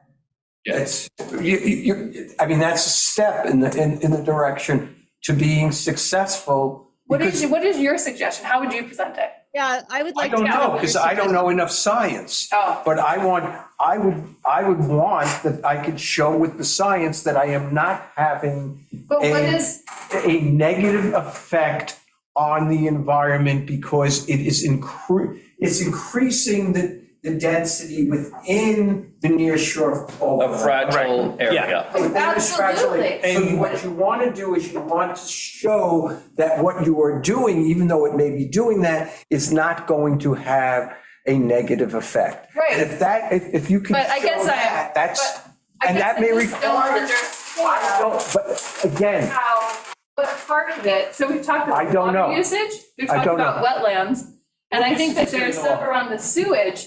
And I guess what I don't understand is if you're my upset neighbor, what is the part of it? What part is it I feel like the wetlands feels clear, the water usage, you know, where is the impact that you I can see that there could be water usage issues, especially if it's in Silver Okay. Beach. Yeah. I mean, this may not be appropriate for Silver Beach. So I think it has to be thought through in each of these instances so that you can anticipate the good faith objections and have them solved so you can win. I can't tell you Well, I that think- today. I think it's just but I like- think that's the only way that you. But I think successful. that, It's I mean, not You going to be. can't you're be not a gonna win- scientist. You're not going to win based upon fairness and saying, well, they're building big houses or this but has that's already not- happened. but- You're not going to win on fairness. You can trying to. only win on data. right, Right. so what's the data That's that's what she's- missing? Yeah, she's showing the data right I now. don't know. I'm You not a don't know what it's, scientist. okay. Right, but I'm not. It's also We like don't have Amber's to be stuff that's scientists on- to be able to do this, you guys. Yeah, We and have to I be think- able to be. without We some- can't change these Yeah. flows in gallons. Yeah. Right. Yeah, so it's there's, also a moot And point. right, and then the space, the distancing and whatnot. Right, you that's know, all Suffolk County. You know, So I mean, so I guess that's the thing is just like, I guess I But don't know what the Perhaps, answer is. perhaps Amber and the town board can put in an additional some additional piece that they're allowed to do for Shelter Island that I don't could think- address this. I don't know. But I'm trying to put this into something that would be realistic in This the is something dialogue. that we should think about. Right. but Yeah. We should move on to the next. Yes, we could. Yeah. I totally Okay, agree. but before we do, I do want to thank Liz for doing this. Liz, Yes. Liz, I just want to thank you for doing that because Yeah. that was incredibly helpful to me. Thank you so Yeah. much. You're welcome. I mean, it certainly puts the whole discussion like into perspective, like these are the issues that we got to deal with, Yeah. and But overcome. I think it's important, and I think that, I guess I would just say that we can't back away from the science, and if we're gonna have this conversation, then we need to understand the science and educate ourselves so that we know how it works, because it is knowable, you It's know? also zoning, Yeah, but what, CAAA. No. 100%, but I think what Bill's point is that there's, there are concerns about environmental impact. And so I think we have to understand. Allay those fears. Well, it's not even allay. I think that I would actually even go further to say that I would say for myself, and I think I can speak for this board, is I wouldn't want to do anything with a negative environmental impact. So I wouldn't want to suggest anything. But whatever we're suggesting has to be based on science, not trying to win an argument or do something like that. It has to be real. But with your neighbors pre-existing, why Winthrop Road was C-zone to begin with is beyond me. Yeah, I have questions on that, but is- that's fine. I think it had to do with the Deering Harbor Inn at one point when that was built. Yeah, that in the makes sense. 60s. Well, thanks for going on that rabbit hole with me. No, that was, No, that was that was good, Liz. excellent. Thank you. Yes, That was Yeah. excellent. go for it. That's a photocopy of a Okay. scan of a. Yeah, he's like, yeah. Pieces of that into Fine. the surface water management plan. Okay. It's on the town board website in the WAC section. But because this was a separate presentation at the library, it was pulled from different places, but Yeah. this is a good thing to have. Yeah, I don't know. They gave it out. I took it. I've been sharing it. It was, I thought they were gonna put it on their committee page, but who knows? Yeah, It's- I don't know why it's not. it was really helpful for me to like understand like the water usage part of it, because I really had a hard time wrapping my mind around like how that worked or, Yeah. I don't know. It was just like a good primer. All right. Old business. Any old business? Move on to new business. New business? Do they want to take bets on ads or letters to the editor? You know, I don't know. Well, not- actually, I do have a question, though. It Sure. wasn't really answered. Should there be a response to the ad that was in the Reporter last week or not? Well, I will tell you that I called Gordon Gooding when I Yeah. saw it. Yeah, And I basically just said to him, hey, this is actually not true. This is something that we're talking about and has not been presented. So Right. just so you're clear, like we're not there making we're not like making specific, like whatever you think is happening is, we're not happening. We're literally no. talking about it, trying to figure it out. And So, if he was that concerned, why isn't he here or on a Zoom meeting? yeah, and he Right, and I that's- talked. He's So- do we getting his need to- information secondhand. So he's, Well, he's who I said this is only a proposal. And it's Yeah. and it's in an early stage. It's not even a Do we need to proposal. let No, I other know, people it's not know even, that? it's nothing well, yet. it was printed that it was presented. That it Right. was a done deal. Yeah, which of course it was not. So I said, well, Yeah. So you can be so mad at my where it question is. is though, Pick Anyway. up where'd you get your information from? Let us. Anyway, so he said that he would Source. make it right, I think was the words he used. So we'll see.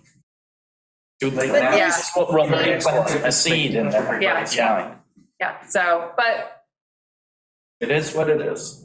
people gonna do what people are gonna do. All right, I'm exhausted. Julia has Julie? a question. Julia, Hi. So I want to just go back to something that you were talking about earlier in the meeting. Oh, yeah. I think that Mark maybe mentioned this idea about using the GIS data, and then yeah. you know, you exclude the nearshore overlay, and then you figure out how big the lot is. Is there a known limit for people, just as a starting point, of what size lot you have to have in order to qualify for an ADU? That would be Suffolk County, where your well and septic system are located to your neighboring wells. And look, wells, each potable water well can be right next to one another. Mhm. But your septic has to be minimum 150 feet from anybody else's wells. No, but So- But if you, For but ADUs? can you do an ADU on a quarter-acre lot? That's what I'm asking. There are very percentage few of the lots below. Again, I think as long as everything meets, yes, That's you it, can. okay. Yeah. And It so, all has to do with well and septic. Yeah. And your neighbors. right, yeah, sure. Yeah. So that's harder to tease out, because you'd have to know the well and septic locations, which I don't know if that's. Like, I'll give you a perfect example, Jasper Road. On there, but they're not all on there. Right, But when. but the new ones are, like, one would think with the IADs. Unfortunately, some of the new stuff, like, it just came to my attention recently that not all of the septic registries have made it onto GIS. Yeah, that's not a very good. Which is annoying, is. That is. But we might even be able to just kind of give like a preliminary, like, you're not immediately, you know. And then- If you've got an area that's 100 feet from the property line, you can be pretty sure that. You could also find look, the if you place. drive down, you could see newer homes have the wellhead exposed. Yeah. As opposed to an old jet pump. Right. And if you see one, it's pretty good idea that everybody else is in the front yard, everybody else's wells are gonna be in the front. And Yeah, a lot of times it's reverse. right. But That no, kind of- yeah, I don't think Based on so. slope, you know? Yeah, I don't know if does that kind of answer your question, Julia? Yeah, so it has to go with location of well and septic. okay, so if I have a pre-existing situation, let's say in the appropriate location where because I'm pre-existing, maybe my well is too close, or maybe my septic system is too close to somebody else's, but I already have 2 bedrooms over my garage, would I not be able to convert that because I don't meet the current standard? Is that what you're getting at? Because I wasn't really clear about all that earlier. Again, that I don't It's know like about that. every situation you have to ask Reed. Yes. Okay. Poor Reed. Like if those are not sort of part of your septic system as is understood by Suffolk County, you probably have to upgrade that at the bare minimum. But if you have a septic system that's existing already and you just need to sort of legalize these 2 bedrooms as an ADU, you might, I'm not gonna say, yes, this will happen, but it doesn't seem like you need to go, you've already got a septic system that is, well, we'd hope compliant. So you might just be able to upgrade it. Yeah. But I don't know if because I don't know if upgrading it, a bigger system would require a further setback from other. Yeah, and Julia, there is also a year, I believe it's 1974, that's significant with septic systems.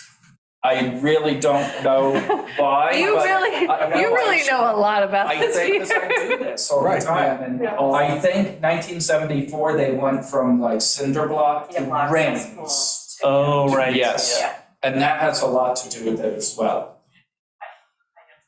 Okay. I look forward to your meeting next Friday for more clarification. Yeah.